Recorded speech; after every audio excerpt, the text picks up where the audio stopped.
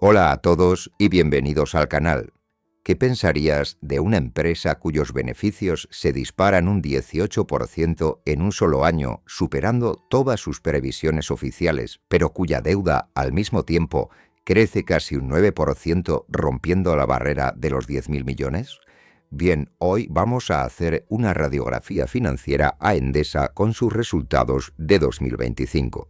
Su directiva habla de un ejercicio brillante y de un cumplimiento estratégico impecable. Pero no nos podemos quedar con el maquillaje corporativo. Vamos a leer la letra pequeña. Vamos a tratar de descubrir cómo es posible que ganen tanto dinero en un entorno energético tan tenso y, lo más importante, si este ritmo de endeudamiento es una bomba de relojería o un simple peaje para la transición energética. Quédate porque las conclusiones te van a sorprender. Comenzamos. Bien, es fundamental que primero entendamos a qué se dedica exactamente este gigante y cuál es su verdadero tablero de juego. Endesa no es solo la empresa que te manda la factura de la luz a fin de mes. Esa es solo la punta del iceberg.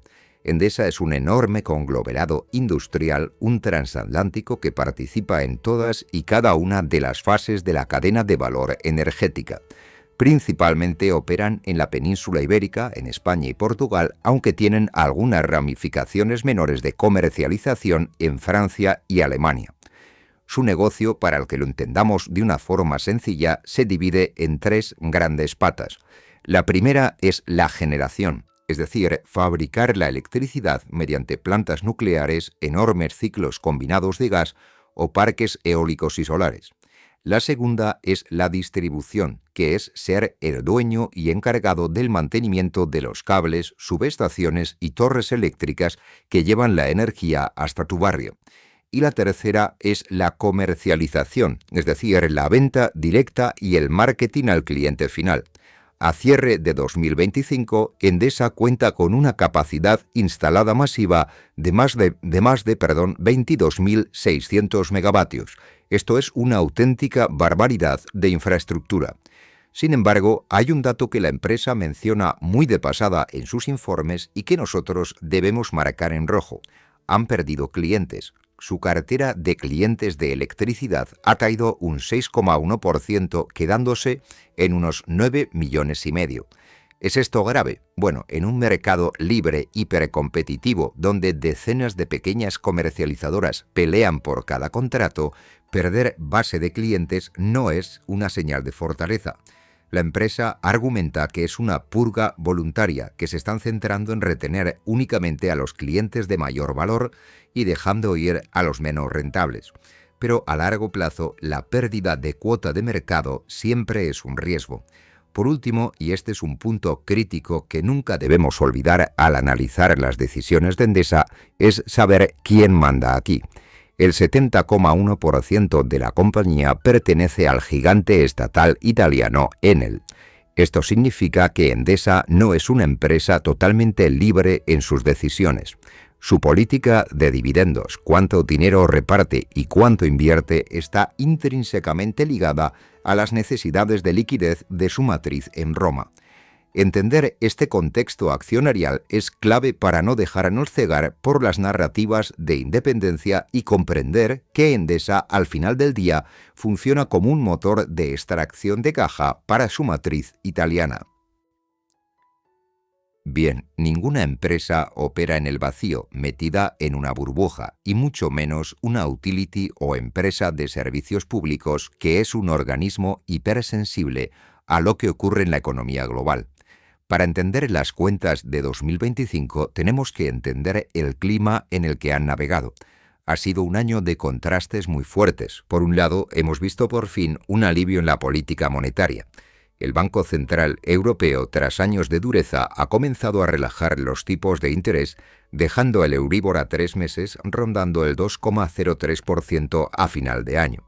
¿Y por qué es importante esto? Bueno, porque para una empresa intensiva en capital y altísimamente endeudada como Endesa, que los tipos bajen es como si le quitaran una mochila de 30 kilos de la espalda. Cada vez que tienen que refinanciar un tramo de su inmensa deuda, ahora les sale un poco más barato en intereses. Pero la otra cara de la moneda económica es la inflación, que en España cerró el año en un terco 2,09%. La inflación es un veneno lento que presiona los costes operativos de la empresa. El mantenimiento de las redes es más caro, los materiales suben de precio y las nóminas de sus miles de empleados tienen que ajustarse al alza. Pero hablemos de lo que realmente mueve la aguja en este sector, la materia prima. El precio medio en el mercado mayorista de la electricidad, el famoso pool eléctrico en Iberia, subió un 3,5%, situándose en 65 euros el megavatio hora. ¿Y por qué sigue subiendo si en teoría estamos instalando tantas renovables baratas? Bien, básicamente por la persistencia de tensiones geopolíticas y por la volatilidad estructural que hemos visto a lo largo del año en el mercado de gas, cuyo precio de referencia subió más de un 5%. Hay que reconocer que en sus presentaciones la directiva pinta este escenario como un triunfo heroico de su capacidad de gestión ante la adversidad extrema. Y sí, tienen mérito, han sabido navegar mediante coberturas financieras y contratos a largo plazo. Pero la realidad pura y dura es que esta volatilidad en los precios de la energía a menudo engorda los márgenes de las grandes eléctricas de forma totalmente coyuntural. Cuando los precios del gas suben de imprevisto y tú logras vender la energía a un precio fijo más alto o tienes tus costes cubiertos, los beneficios pueden verse inflados temporalmente. Así que, aunque el entorno mediático hable de crisis energética para las grandes eléctricas verticalmente integradas como Endesa, estas aguas turbulentas suelen ser históricamente un excelente caladero para pescar márgenes muy abultados. No es magia operativa, simplemente es posicionamiento de mercado. Vamos a mirar ahora qué pasa con la demanda real en la calle, en las fábricas y en los hogares, porque como inversores sabemos que los beneficios pueden subir de dos maneras, o porque subes los precios o porque vendes más cantidad de tu producto. El informe oficial nos dice con letras grandes que la demanda eléctrica total en España creció un nada despreciable 2,8% en 2025. Superando los 256.000 gigavatios hora. Suena a que el país requiere mucha más energía y el negocio está en plena expansión. Sin embargo, debemos ser precisos y quitarle ruido a los datos. Si aplicamos la estadística y descontamos el efecto del calendario, por ejemplo, si ha habido más días laborables, y los episodios climáticos excepcionales como olas de calor o de frío extremo, descubrimos que el crecimiento estructural y real del consumo eléctrico en el país fue de apenas el 1,6%. Es un crecimiento modesto y vegetativo. Está apoyado tímidamente por la recuperación industrial y por fenómenos modernos y muy demandantes de energía como los nuevos centros de datos. Pero seamos claros, no estamos ante un boom histórico de la electrificación de la sociedad, como a veces nos quieren vender en las campañas institucionales. Pero atención, porque aquí viene el dato más llamativo y contradictorio del informe. Mientras la demanda eléctrica crecía un 1,6%, la demanda nacional de gas natural destinado específicamente al sector eléctrico, es decir, el gas que se quema en las centrales de ciclo combinado para generar electricidad, se disparó un espectacular 31,7%. Endesa ha sabido capitalizar esta necesidad del sistema, incrementando su propia producción de electricidad en más de un 2%. Pero, ¿qué nos dice esto entre líneas sobre el relato corporativo? Bueno, pues que a pesar de que la empresa insiste de forma constante en su visión verde, su marketing ecológico y su inquebrantable camino hacia las cero emisiones en 2040, la realidad del año 2025 ha sido distinta. Han tenido que exprimir y apoyarse muchísimo en su parque de generación convencional, basado en combustibles fósiles, para poder cubrir así los inmensos huecos que dejan las energías renovables cuando no sopla el viento o no brilla el sol. Hay una disonancia brutal entre la narrativa ultraecologista de las primeras páginas de su memoria y la terca realidad operativa que escupen los números. Su maquinaria clásica, térmica y nuclear sigue siendo absolutamente indispensable para que no se apague el país y, por supuesto, para sostener sus propias cuentas de resultados. Su cuota de mercado es masiva, un 28,4% en comercialización, pero es un imperio que todavía respira mucho carbono. Vale, entramos ya de lleno en las tripas financieras, en la cuenta de resultados pura y dura. Y lógicamente vamos a empezar por la parte más alta de la cuenta, la línea superior, los ingresos por ventas. Si miramos el dato global, los ingresos totales de Endesa se han quedado clavados en 21.424 millones. Esto es un crecimiento raquítico de apenas un 0,5% con respecto a 2024. A simple vista, para cualquier analista, esto es la imagen de un negocio completamente plano, estancado en su capacidad de generar nuevas ventas. Pero en las finanzas, las medias globales suelen esconder verdades divergentes. Si agarramos el bisturí y escarbamos un poco en los diferentes segmentos del negocio, la historia cambia bastante. Por ejemplo, las ventas de electricidad en el mercado liberalizado dentro de España, que es donde se pelean con Iberdrola, Naturgy y Repsol, crecieron casi un 1%. No es para tirar cohetes, pero aguantan el tipo impulsadas levemente por mayores volúmenes físicos vendidos a grandes clientes industriales. Sin embargo, cuando cruzamos las fronteras, la cosa se tuerce. Las ventas fuera de España, especialmente en Portugal, donde tienen una presencia notable, cayeron un 1,3%. Están vendiendo menor cantidad de energía allí y aunque han intentado compensar esta caída de volumen subiendo los precios unitarios de los contratos, no ha sido suficiente para evitar los números rojos en esa línea. Pero prestemos atención a la auténtica joya de la corona que Endesa esconde dentro de estas cifras agregadas: los ingresos regulados de distribución. Esta partida subió un espectacular 8% de un año para otro hasta rozar los 2.230 millones. ¿Y por qué esto es vital? Bueno, porque este es el negocio más predecible, seguro y blindado que tiene Endesa. No depende de si consiguen convencer a un cliente de que firme un contrato. Se trata de la retribución que reciben legalmente y garantizada por el Estado por el simple hecho de operar, mantener y expandir las redes de cables por donde pasa la luz. Por lo tanto, ¿cuál es la realidad detrás del titular? Tenemos una línea de ingresos que a nivel global parece un encefalograma plano, pero que en realidad esconde un deterioro claro en mercados internacionales y una fuga de clientes minoristas. Sin embargo, todo este estancamiento comercial ha sido salvado de forma brillante por los ingresos garantizados de sus redes reguladas y por su habilidad de exprimir contratos a precios altos. En las ruedas de prensa, la empresa presentará esto elegantemente como resiliencia en el margen comercial. Nosotros, en un lenguaje más claro, lo podríamos traducir así: que estamos sufriendo para vender electricidad en la calle, pero gracias al peaje seguro que cobramos por usar nuestras redes, ya que la energía sigue cara en origen, logramos maquillar y salvar la foto fija de los ingresos. Llegamos ahora al corazón de la rentabilidad, el EBITDA. El EBITDA representa el dinero puro que genera el negocio en el día a día antes de que vengan Hacienda a cobrar los impuestos, los bancos a cobrar los intereses y los contables a restar la depreciación de las máquinas. Es, en definitiva, la medida más pura de si el negocio funciona o no. Y aquí Endesa ha dado un golpe en la mesa, pulverizando sus propias previsiones. Han alcanzado los 5.756 millones de EBITDA.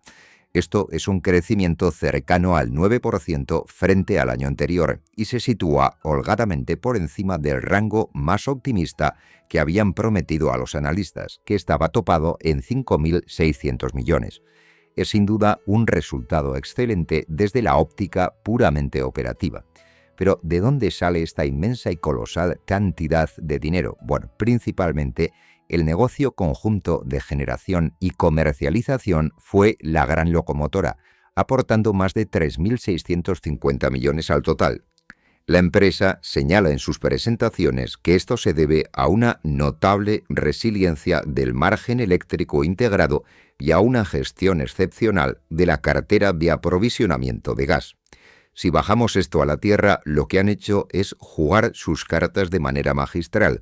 Han comprado gas a buen precio o estaban bien cubiertos con contratos a futuro y han logrado vender la electricidad generada a precios sostenidamente altos. Han maximizado, por lo tanto, el diferencial. Por otro lado, su otro pilar, la distribución de la que hablábamos antes, aportó más de 2.070 millones, una auténtica máquina constante, silenciosa e implacable de hacer dinero. Hay que ser justos y objetivos. Generar casi 6.000 millones de EBITDA en un solo ejercicio es una demostración incontestable del inmenso poder industrial, comercial y de fijación de precios que tiene Endesa en la península. No obstante, debemos ser extremadamente cautos como inversores. Este nivel brutal de rentabilidad está fuertemente apoyado en unas circunstancias macroeconómicas de precios de materias primas y volatilidad energética que no tienen por qué ser eternas. Cuando el informe habla de un excelente comportamiento maximizando la creación de valor en un entorno desafiante, en realidad se refieren a que han sabido capturar y meter en la caja cada céntimo que el encarecimiento estructural del gas dejaba sobre la mesa. Es este un motor potentísimo, sin duda, pero es un motor muy dependiente de unos vientos tarifarios que a largo plazo y a medida que entren más renovables en el sistema, tenderán forzosamente a normalizarse y desinflarse. Bien, pasemos ahora al análisis del beneficio neto. Aquí es exactamente donde los periódicos financieros y los informativos sacan sus grandes titulares. El beneficio neto contable puro, es decir, el que legalmente se atribuye a los accionistas, fue de 2.198 millones, una subida de más del 16%. Si nos vamos al resultado ordinario neto, que es el que Endesa y sus directivos utilizan para proponer los dividendos, porque excluye efectos extraordinarios o atípicos de una sola vez, vemos que la cifra se dispara hasta los 2.351 millones, un deslumbrante 18% más. Esta es la cifra que la directiva, lógicamente, pone en la portada de su presentación con orgullo y letras grandes. Pero pensemos un segundo, ¿qué ha pasado por el camino? ¿Qué hay entre ese EBITDA espectacular del que hablábamos antes de casi 6.000 millones y este beneficio neto que se queda en 2.300?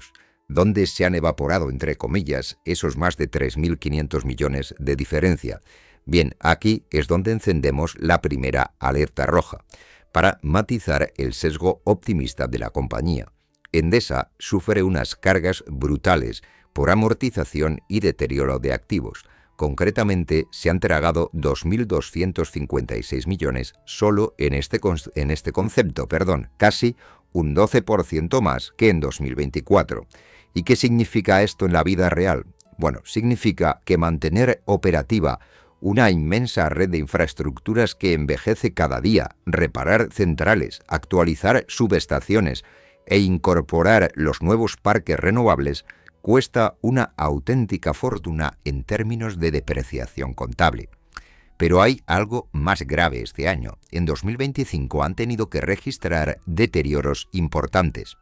Reconocen pérdidas de valor contable en varios proyectos y han tenido que dotar 150 millones brutos de provisiones porque algunos proyectos renovables o carteras de clientes simplemente no van a lograr la rentabilidad esperada o se han atascado en el infierno burocrático de los permisos. Es decir, bajo la impoluta alfombra del beneficio récord que nos venden, hay apuestas verdes y comerciales que están fallando y costando dinero real a los inversores. Si a esto le sumamos que el Estado ha pasado factura cobrándoles 681 millones en impuesto de sociedades, la perspectiva cambia. El titular es un beneficio masivo, esto es indiscutible, pero es un beneficio que está siendo devorado internamente, en gran parte por el inmenso e ineludible coste de mantener vivo a un dinosaurio industrial y por apuestas también en la tan ansiada transición energética que no siempre salen bien. Cuidado, porque un beneficio récord no significa que la empresa sea invulnerable o que no tenga enormes fugas de capital en sus entrañas. Y llegamos ahora a la prueba del algodón, el análisis conjunto del flujo de caja operativo y la deuda financiera. Y aquí tenemos luces muy brillantes, pero también sombras muy alargadas. La excelente noticia es que Endesa es, a día de hoy, una generadora de liquidez implacable. Los flujos netos de efectivo de sus actividades de explotación alcanzaron unos estratosféricos 4.051 millones, creciendo un robusto 13,6% con respecto al año anterior. Esto es dinero contante y sonante que entra por la puerta. Y esto nos confirma, sin lugar a dudas, que el negocio subyacente es sanísimo, que ingresan fuertes cantidades de dinero líquido de las facturas que todos pagamos y que su rentabilidad operativa no es un truco contable. Pero, y aquí viene el principal contrapeso a todo ese optimismo, si generas más de 4.000 millones de caja limpia, la lógica dicta que tu salud financiera debería ser de hierro. Pues bien, resulta que a pesar de este torrente de dinero, su deuda financiera neta ha engordado peligrosamente un 8,7%. Ha escalado desde los 9.298 millones con los que comenzaron el año hasta romper la barrera psicológica y situarse en unos impresionantes 10.110 millones. Paremos a pensar, si ganas más que nunca y generas más dinero en efectivo que nunca, ¿por qué te estás endeudando más? La respuesta está en el ritmo de vida de la compañía, que es inasumible de forma orgánica. Por un lado, pagan dividendos inmensos para satisfacer la voracidad de su matriz, Enel, y por el otro, asumen un plan de inversiones milmillonario para transformar a la empresa. Mantener ambos ritmos, el del pago al accionista y el del CAPEX verde, solo es posible de una manera, yendo al banco a pedir dinero prestado. Es como alguien que gana un sueldo altísimo, pero gasta tanto en lujos y reformas que cada mes tiene que tirar un poco más de la tarjeta de crédito.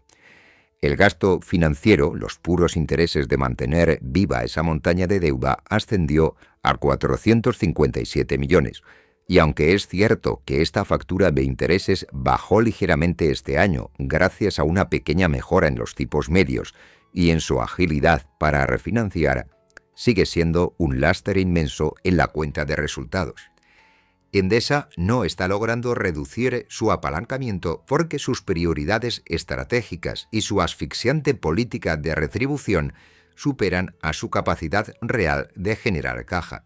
A largo plazo, cargar estructuralmente con más de 10.000 millones de deuda te hace increíblemente frágil y vulnerable a cualquier nuevo shock inflacionario o repunte agresivo en los tipos de interés.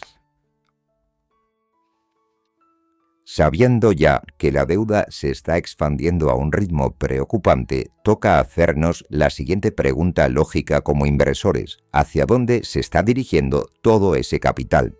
La respuesta clásica en las presentaciones de la compañía siempre es la transición energética y la digitalización. Las inversiones brutas operativas regulares en inmovilizado crecieron casi un 6%, llegando a 2.177 millones. Gran parte de este dinero de mantenimiento y expansión se va a sus redes de distribución para actualizarlas, digitalizarlas y prepararlas para conectar más demanda, así como a mantener y desarrollar nuevos parques eólicos y solares. Pero, sin duda, el verdadero impacto en el balance de este 2025, lo que realmente ha movido la aguja del endeudamiento, ha venido por la parte inorgánica, es decir, por sacar la chequera para comprar cosas enormes que ya estaban hechas y operativas. El hito clave del año ha sido la sonada adquisición del 100% de la sociedad Corporación Acciona Hidráulica por 961 millones, prácticamente 1.000 billones. ¿Y por qué es importante esto? Bien, esta compra suma de golpe y plumazo 628 megavatios de energía hidráulica a su cartera.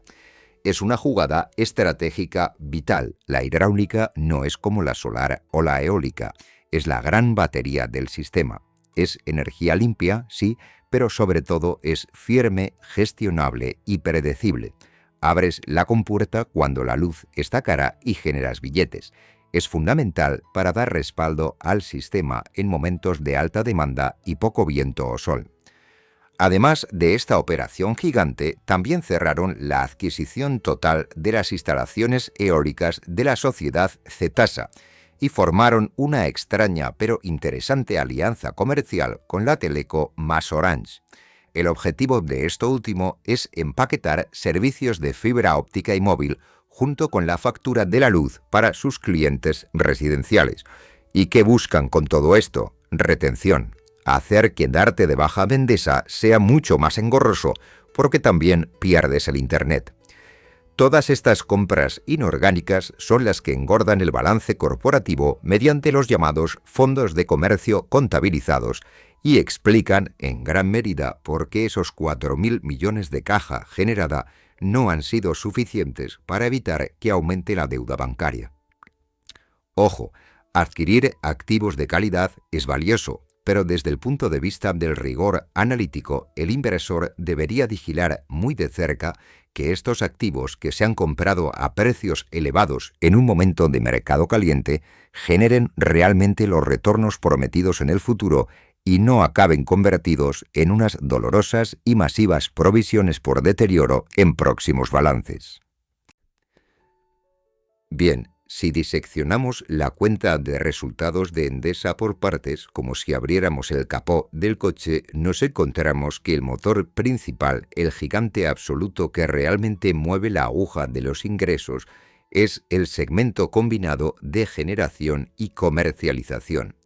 Este inmenso departamento fue el responsable de aportar más de 18.700 millones de euros en ventas totales y un margen bruto, un EBITDA de 3.655 millones.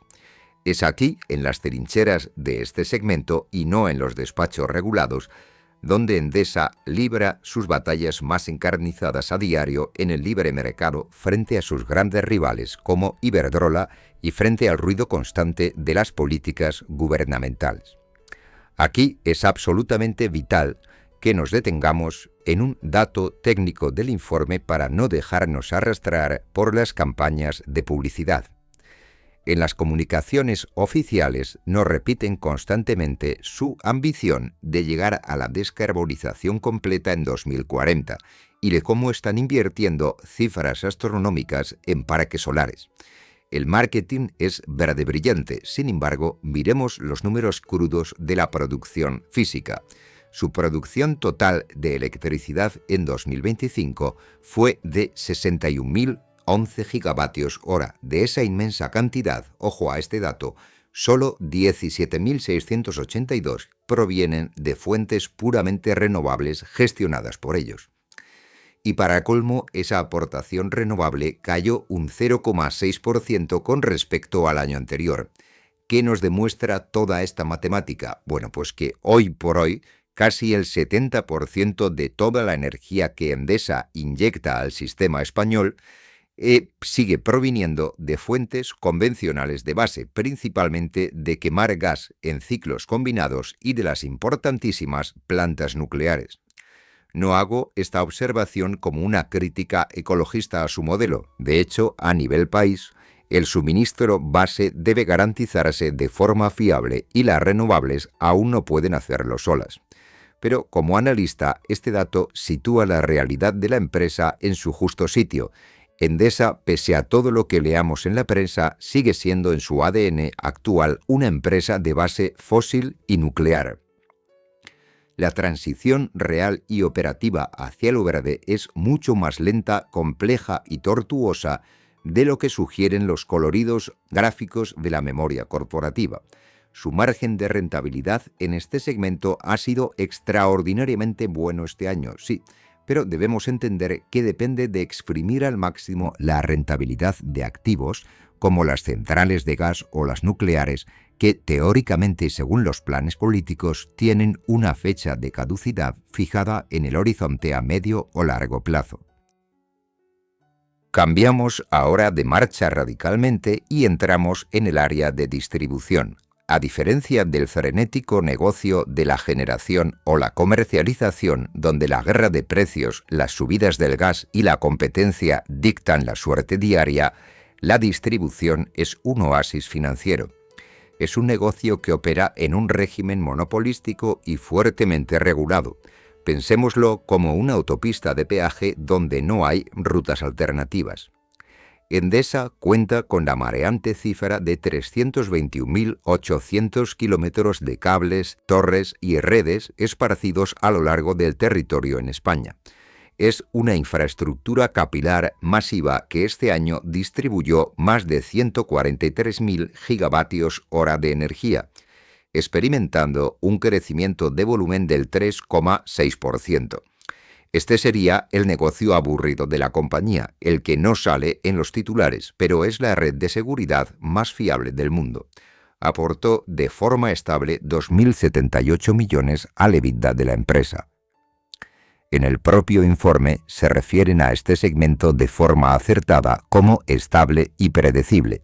¿Cómo funciona? Bien, la empresa recibe una retribución anual que es calculada y fijada por el Estado a través del regulador.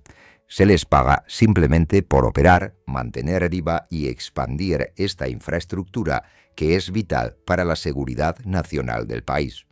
Su plan estratégico para esta división no es otro que seguir inyectando cientos de millones de capital para digitalizar los contadores y preparar físicamente la red de baja tensión para el aluvión tecnológico que se nos viene encima, más paneles solares de autoconsumo en los tejados y la paulatina irrupción de los coches eléctricos que exigen redes bidireccionales e inteligentes.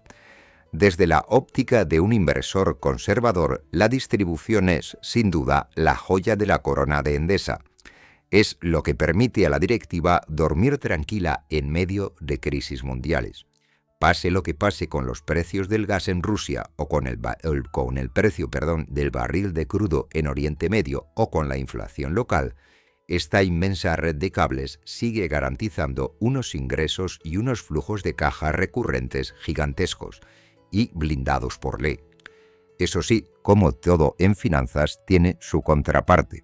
El mayor riesgo aquí no es el libre mercado ni los competidores, sino el boletín oficial del Estado. Si el regulador nacional decide en el futuro cambiar a la baja el modelo de retribución de estas redes para intentar rebajar los costes sistémicos de la factura de la luz, este lucrativo oasis de tranquilidad podría secarse parcialmente. Por eso, Endesa invierte fuerte aquí para justificar su base de activos, pero siempre operando con un ojo puesto en la política gubernamental y en la regulación del ministerio de turno. Y llegamos ahora al apartado favorito de muchos, el payoff, la recompensa tangible, porque al fin y al cabo a nosotros como inversores, ¿qué nos importa toda esta montaña astronómica de megavatios producidos, miles de kilómetros de red y millones de EBITDA si no aterriza de alguna manera directa en nuestro propio bolsillo? Endesa es plenamente consciente de este mandato y en 2025 literal y figuradamente han tirado la casa por la ventana. La directiva va a proponer a la Junta General un dividendo bruto de 1,584 euros por acción. Estamos hablando de una fortísima subida del 20% con respecto a la remuneración del año anterior. Con esto no solo cumplen, sino que destrozan completamente al alza la promesa inicial, el guidance, que rondaba un modesto 1,3 euros. Es una inyección masiva de liquidez directa a los bolsillos de los accionistas. Pero la fiesta no acaba con el pago en efectivo. La acción de Endesa ha experimentado un año bueno en bolsa, revalorizándose casi un 47% a lo largo de los 12 meses. En gran parte, este subidón espectacular no se debe solo a los buenos resultados del gas, sino a otra maniobra corporativa puramente orientada a mimar al inversor, y es el agresivo programa de recompra de acciones.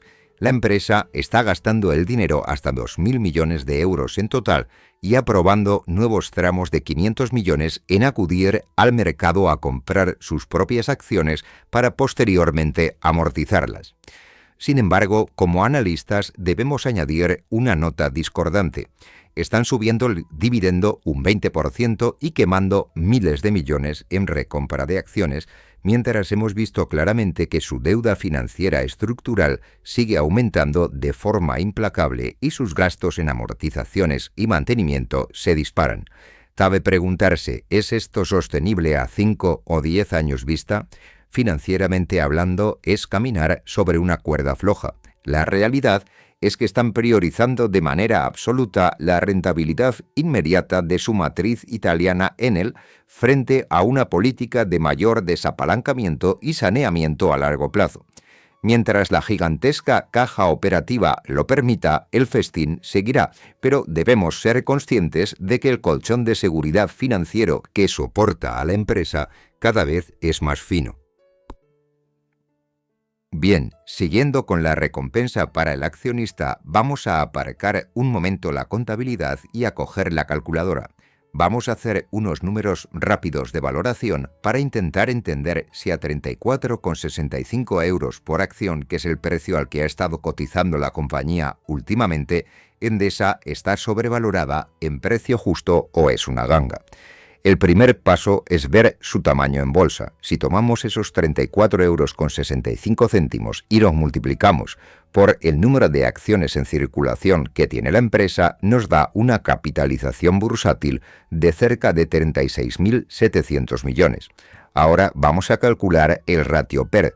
Si dividimos esa cifra entre el beneficio neto oficial del ejercicio 2025, que ya sabemos que ha sido de 2.198 millones, obtenemos un PER de aproximadamente 16,7 veces. ¿Y qué nos dice este número? Bien, que asumiendo que el beneficio se mantenga plano, el mercado está dispuesto a pagar casi 17 años de beneficios íntegros de la empresa para comprarla hoy. Para una empresa tecnológica de alto crecimiento, pagar un PER de 17 sería un regalo. Pero para una utility tradicional europea, que es un negocio históricamente maduro, hiperregulado y sin unas expectativas de crecimiento exponencial en volumen de ventas puro, un PER cercano a 17 empieza a considerarse cuanto menos exigente y un tanto tenso. No estamos en territorio de burbuja absurda, por supuesto que no, pero desde luego no es la misma Endesa que podíamos comprar a 11 o 12 veces beneficios hace un tiempo. Por otro lado, a nosotros también nos gusta mirar el múltiplo Enterprise Value EBITDA. Al hacer el cálculo, tomando sus más de 10.000 millones de deuda frente a su espectacular EBITDA de 5.756 millones, nos sale un ratio de poco más de 8 veces. Este múltiplo de 8 veces es bastante más razonable y respira mucho mejor, situándose muy en la línea media de sus grandes rivales europeos. La conclusión que debemos sacar de esta valoración cruzada es clara. El mercado no es tonto y ya ha descontado en el precio actual casi todas las buenas noticias de este año récord, incluyendo los excelentes márgenes temporales de los ciclos combinados de gas y las agresivas promesas de dividendos. Comprar Endesa hoy a 34,65 euros no es cazar una ganga, exige confiar ciegamente en que su nuevo y ambicioso plan de negocios funcionará a la perfección y sobre todo rezar para que los tipos de interés del Banco Central Europeo sigan una senda bajista muy favorable. Y llegamos a la bola de cristal, porque en los mercados financieros todo informe corporativo intenta siempre venderte la visión del futuro, el famoso guidance. Endesa, aprovechando estos buenos resultados, nos ha presentado en sociedad su nuevo y flamante plan estratégico para el trienio 2026-2028. Y si creíais que con las compras de este año ya habían gastado bastante dinero, os recomiendo que os abrochéis los cinturones.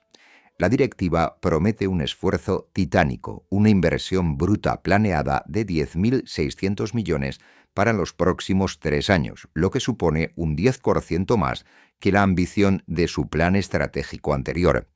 Pero ¿hacia dónde va a ir exactamente esa enorme cantidad de dinero? Aquí la empresa ha dado un volantazo estratégico claro, muy revelador y tremendamente pragmático. Más del 50% de todo ese dinero, unos 5.500 millones, se destinarán de lleno al negocio de redes y distribución. Han echado ligeramente el freno de mano en su agresiva y costosa expansión de parques renovables, a los que dedicarán solo el 28%, y están canalizando el grueso de la artillería financiera hacia la fiabilidad, hacia lo regulado. Es un movimiento inteligente y de bajo riesgo desde el punto de vista del inversor conservador, porque huyen del mercado libre, que está saturado, y se refugian en el BOE y en los peajes regulados asegurados. Con esta inyección de capital en cables y subestaciones, prometen para el año 2028 que el EBITDA escale hasta el rango de los 6.200 o 6.500 millones. Pero, y esto es fundamental para no caer en la trampa del optimismo, aquí entraría el mazo de la realidad contable. Endesa admite de forma oficial, en la letra no tan grande de este nuevo plan, que su deuda financiera, que ya hemos visto que impone respeto y asusta a los más conservadores hoy, se catapultará sin remedio hasta un rango estimado de entre 14.000 y 15.000 millones para 2028. Ellos, en sus informes oficiales, lo justifican rápida y tranquilamente por el tremendo esfuerzo inversor de modernización y el agresivo calendario de pago de dividendos en efectivo que no están dispuestos a tocar. Sin embargo, desde la barrera analítica independiente, nosotros vemos los contornos de lo que se llama una huida hacia adelante. La directiva está eligiendo apalancar el balance de la empresa al extremo antes que plantearse decepcionar a su accionista principal, Enel, recortando el lucrativo dividendo o la recompra de acciones. Este nivel de deuda proyectada para el futuro convierte el éxito de sus estimaciones de EBITDA no en un simple objetivo deseable, sino en una obligación vital de pura supervivencia, dejando a la empresa con un escaso margen de error ante cualquier futura e imprevista crisis grave de liquidez o de mercado. Vamos a ir terminando y ordenando toda esta enorme avalancha de datos, cifras cruzadas, márgenes y estrategias de futuro. Estas son las 4 ideas, las conclusiones definitivas que nos deberíamos llevar hoy sobre el cierre de 2025 de Endesa. Primera conclusión, el cumplimiento operativo puro. Hay que reconocer que a nivel del día a día, en las trincheras, han estado impecables. Extraer casi 6.000 millones de EBITDA y lograr transformar eso en más de 4.000 millones de efectivo líquido entrando en caja, demuestra una capacidad de gestión industrial y una resiliencia en sus márgenes absolutamente excepcional. Han sabido exprimir hasta la última gota la favorable coyuntura de precios del mercado mayorista y han blindado su rentabilidad bajo el paraguas de la inmensa estabilidad de sus redes de distribución reguladas. Segunda conclusión, la paradoja de la transición energética. Nos van a seguir bombardeando con campañas publicitarias centradas en la idea de su descarbonización total en el año 2040. Sin embargo, los números dictan que hoy por hoy su verdadero sostén financiero, el núcleo duro que paga realmente las abultadas facturas y dividendos de la corporación, sigue apoyándose de forma drástica en la generación convencional no renovable. Están virando sus inversiones hacia la seguridad de las redes y comprando grandes hidráulicas ya hechas, volviéndose más selectivos y cautelosos en el desarrollo desde cero de energía solar y eólica tras algunos notables tropiezos burocráticos y recortes de rentabilidad. Tercera conclusión, la remuneración récord para el accionista. Endesa es y sigue siendo una empresa construida, moldeada y operada por y para retribuir masivamente al accionista, siguiendo muy de cerca los tiempos y las necesidades financieras urgentes del grupo Enel en Italia.